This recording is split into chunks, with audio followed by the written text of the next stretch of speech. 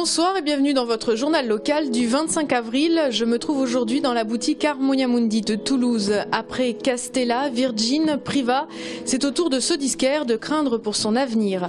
Les cyclistes toulousains peuvent se réjouir, une nouvelle piste cyclable vient d'être mise en service.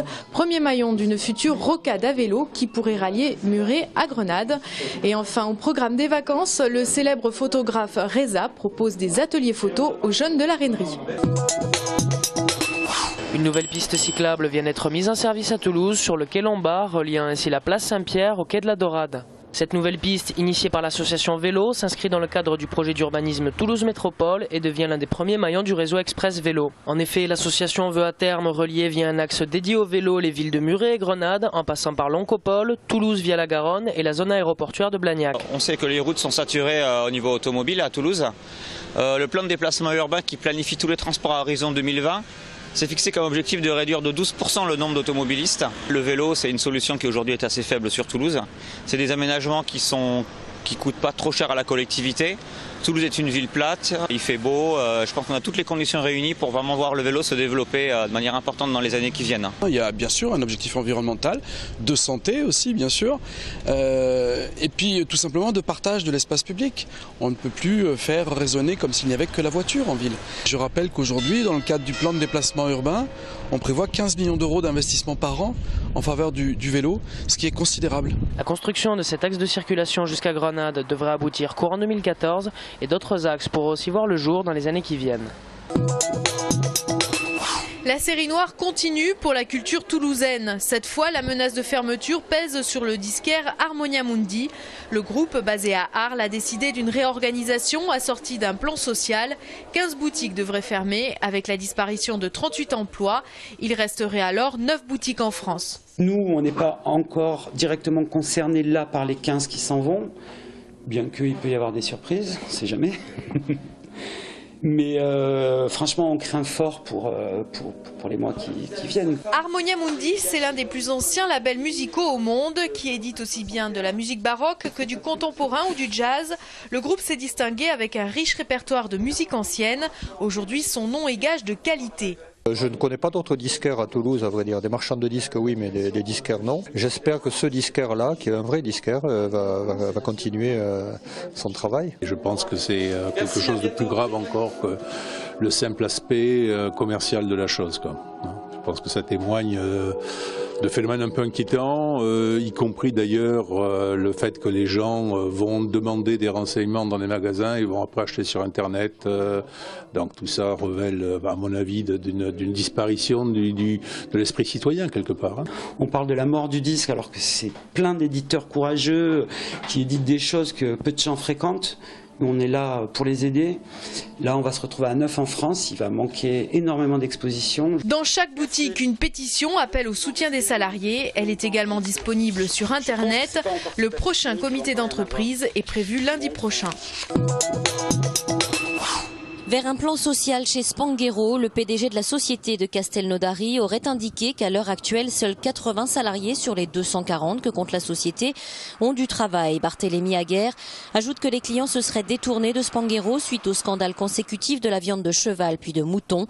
L'usine tournerait au ralenti et perdrait jusqu'à 200 000 € par semaine. La société réfléchirait à la mise en place d'un PSE. Info ou intox, le groupe Galeries Lafayette envisagerait de fermer dans un avenir proche son magasin dédié à la maison pour commercialiser le bail de cet immeuble. Avec une façade classée à l'inventaire des monuments historiques, le coût du loyer annuel de cette célèbre enseigne de la rue Rémusat s'élèverait à 1,2 million d'euros par an. Au dire des syndicats, rien n'est acté pour le moment. Si le magasin venait à fermer, près d'une centaine de salariés seraient concernés. Sollicités dans l'après-midi, la direction n'a pas donné suite à nos appels. Au premier jour de la visite présidentielle en Chine, Airbus annonce un accord d'intention d'achat de 60 appareils aujourd'hui à Pékin. Si les détails de l'accord n'ont pas été révélés, il semblerait qu'une partie importante de ces Airbus seront fabriqués en Chine dans l'usine Airbus de Tianjin. L'accord porterait sur une nouvelle commande ferme d'une quarantaine d'A320 et une vingtaine d'A330 commandes gelées l'année dernière par Pékin. Airbus représente aujourd'hui 49% des avions civils en circulation en Chine. Ces ventes contribuent pour plus d'un quart aux exportations françaises vers le pays du soleil levant. Le ciel est plutôt dégagé, carnet de commandes bien rempli.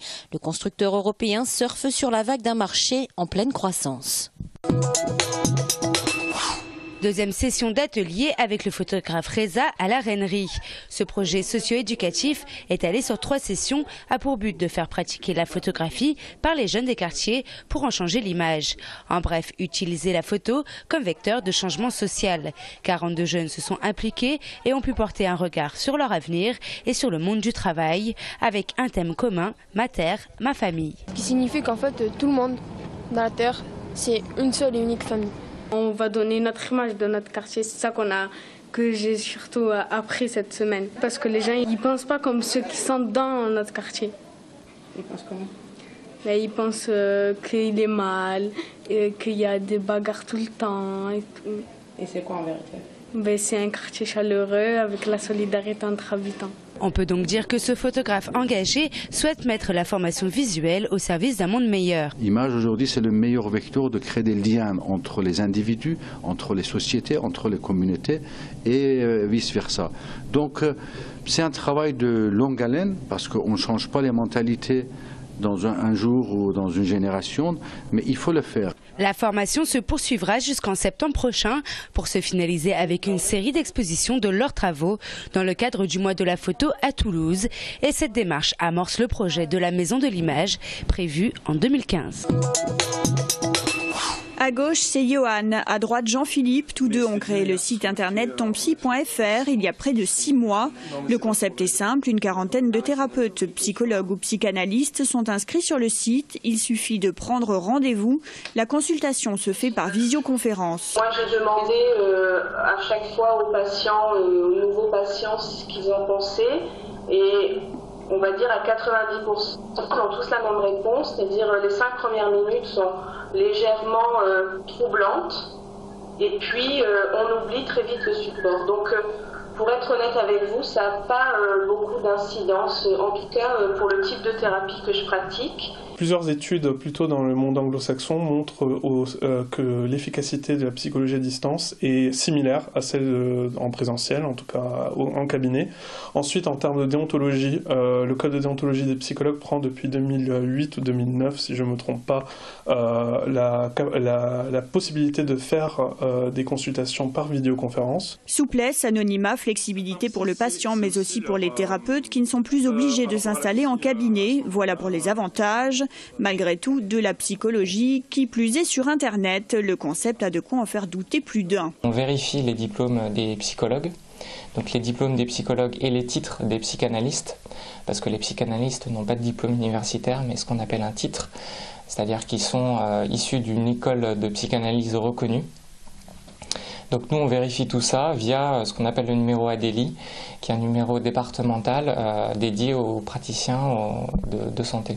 À ceux qui les accuseraient de surfer sur la vague de la morosité ambiante, les créateurs de la start-up opposent leur honnêteté et leur volonté de travailler sur les mœurs. Au final, quand même, chaque consultation est taxée à 25%.